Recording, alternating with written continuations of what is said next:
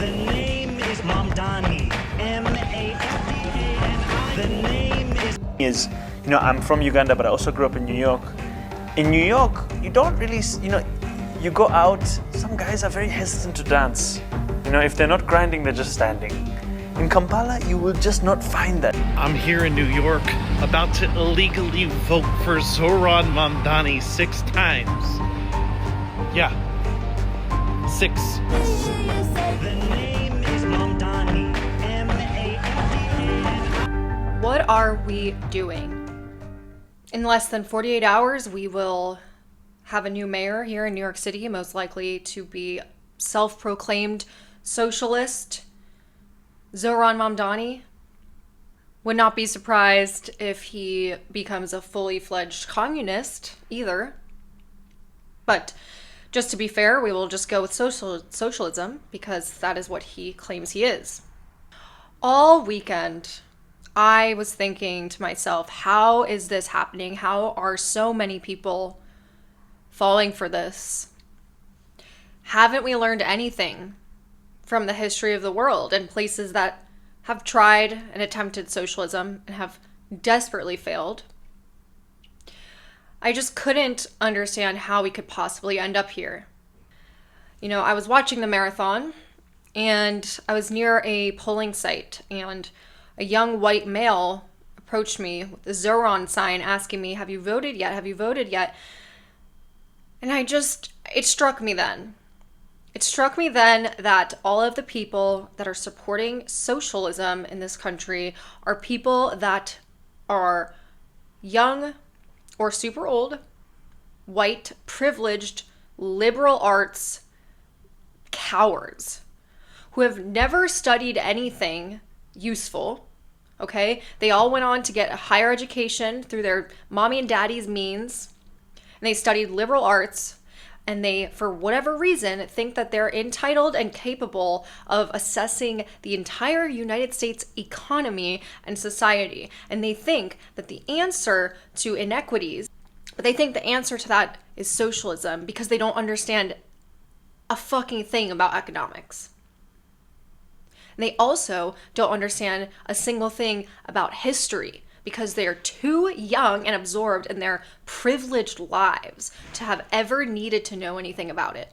If you speak to any immigrant from former Soviet Union, from Cuba, from China, from Vietnam, socialism never worked and will never work. And I don't understand why that so many native-born Americans want to experience it. Do not make this mistake. You will feel sorry for them. You will not be able to apologize because you can vote yourself into socialism, but you cannot vote yourself out. It is one-way ticket. So I'm a Marxist, and I'm going to tell you what I honestly think about the democratic socialists here in the United States. The most popular democratic socialists you've probably heard of are AOC or Bernie Sanders or more recently, Mamdani. So to understand my position, there's a couple of things you have to understand first. Number one, whenever I am talking to somebody who is not a Marxist about what my political alignment is, I usually just say I am a single issue voter and the issue is American imperialism or American foreign policy. This is really surprising to a lot of average Americans to hear because I think most Americans don't really think about our foreign policy that much. And it's surprising to Marxists to hear because most Marxists don't really see merit in voting, which I'll get into in a second. But I do vote, not because I think it's going to change the world or save us from capitalism, just because it's easy. I get the ballots mailed to my house and sometimes there's some interesting stuff happening at a local level. These people have nothing to live for. They have no purpose. I am not a religious person, but I have the belief that I give my own life meaning. These people are so nihilistic that the only thing that speaks to them is compassion. What they say is compassion. Socialist leaders like Zoran Mamdani and AOC and Bernie Sanders know exactly what they're doing. And they're weaponizing this compassion and this hole in the younger generation's need to have meaning, to use that to push socialist agendas because they believe that they know how to spend your money better than you do. And they believe that their morals are the best.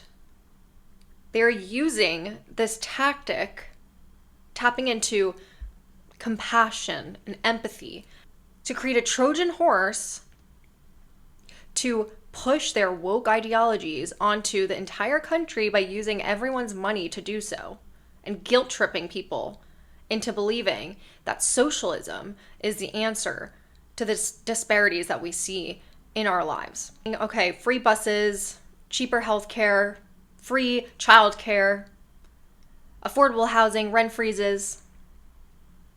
But it doesn't stop there. We have seen the narrative over the past year, and maybe it's quieted down a little bit because these elections are going on. But we know that they want disintegrated borders, they want trans healthcare for minors. Into the pauses in gender affirming care here in California.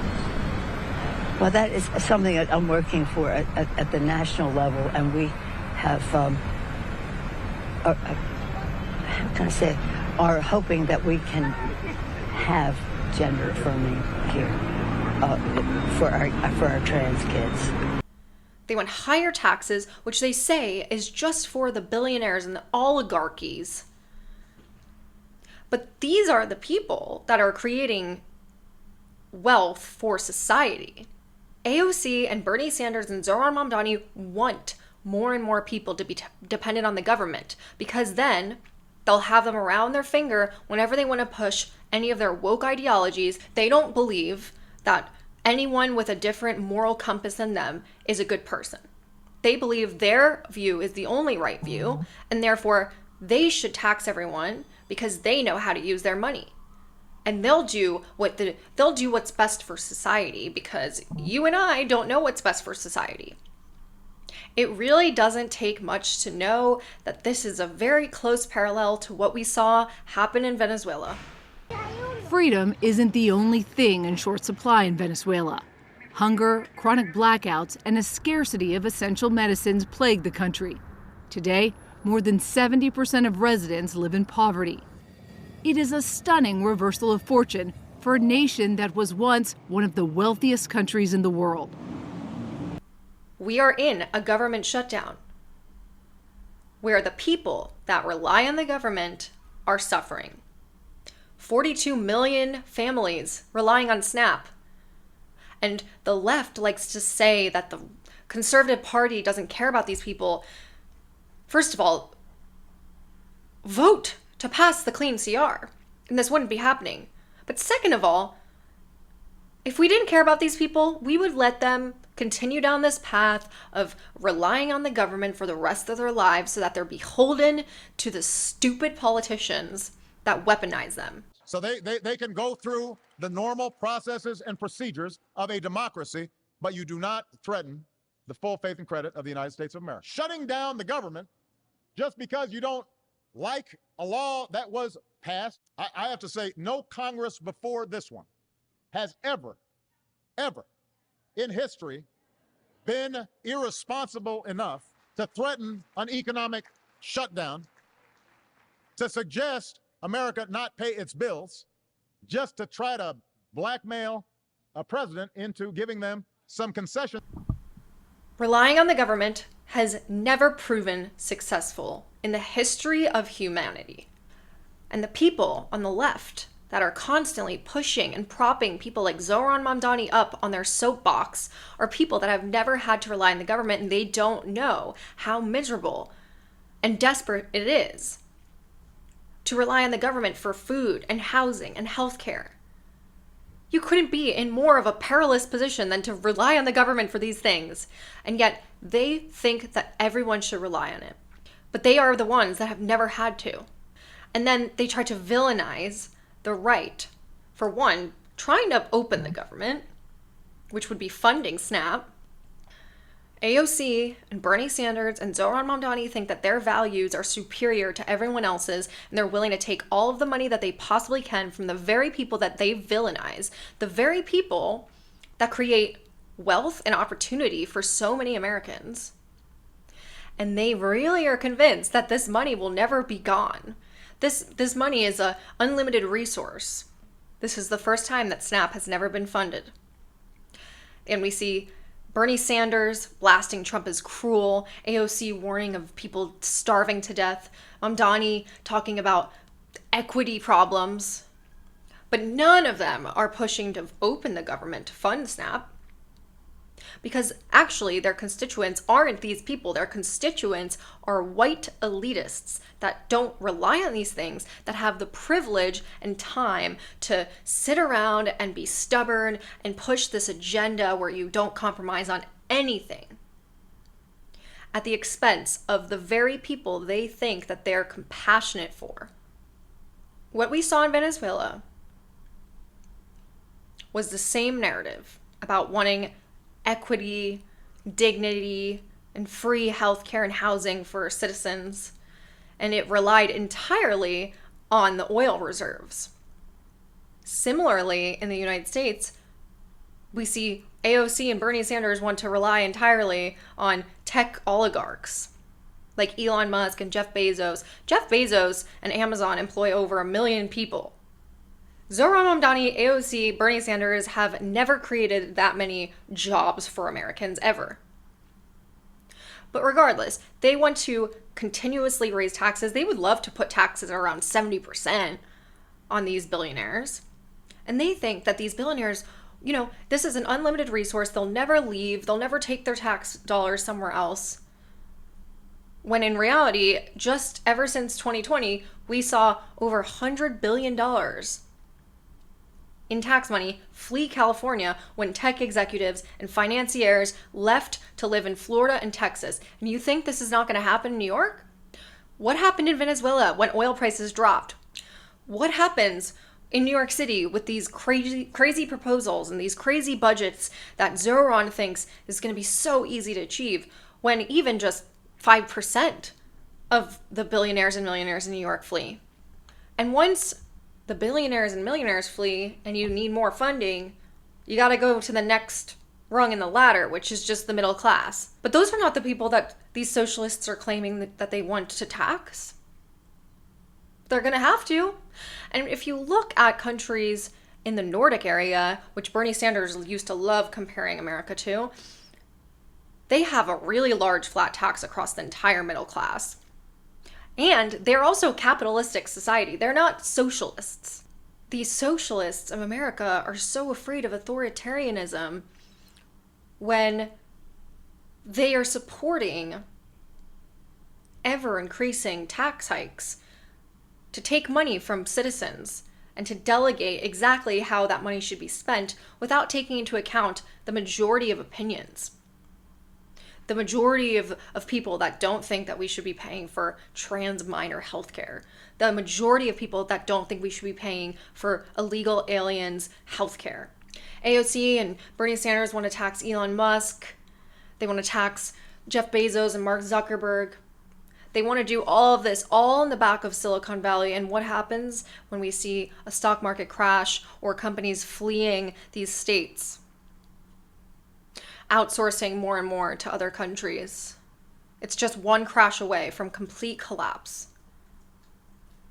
And the problem is that when people are reliant on the government and when things don't work out, there's no one to actually hold accountable. And I'm telling you now, when things don't work out in New York City, Zohran is going to get, he's just going to be unscathed. And this is why people do not want to rely on the government. And it's not because, if the government ran better, we want to rely on them. No, because we want autonomy. This tax the rich fantasy is just a ploy to get people to feel like they have to be empathetic and compassionate in the same exact ways as socialists. Otherwise, they're evil and greedy and inconsiderate. When in reality, the people that don't support this are usually just historically educated with common sense. And they actually do want the best for Americans. And they see the dangers of this. New York City's millionaire population has already dropped 12% since 2020. And I'm telling you, I don't know what fantasy world these socialists live in, but some of the most mobile people are the millionaires and billionaires. There's no reason for them to have to stay in a place where they're increasingly taxed more and more, reaping none of the benefits, completely villainized, involuntarily have to fund ideologies that they don't agree with. The left doesn't care if they have to be deceptive, if they have to be sneaky, if they have to break the law in order to get their way. That is authoritarianism. And they think that it's all justified because they care about everyone. And they use this suicidal empathy to get their way. When we see people like Zoran Mamdani, who is a complete liar, we also see Zoran Mamdani spent the weekend going to gay clubs.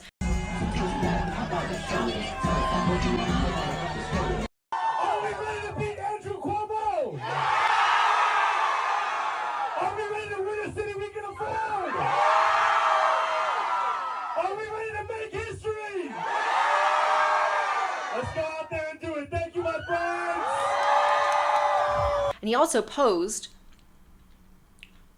with the deputy prime minister of Uganda, who literally passed a law to basically make killing gay people legal.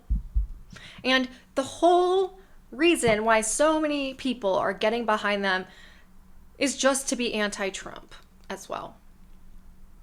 So at the expense of the country, they are willing to support socialism because they hate Trump so much.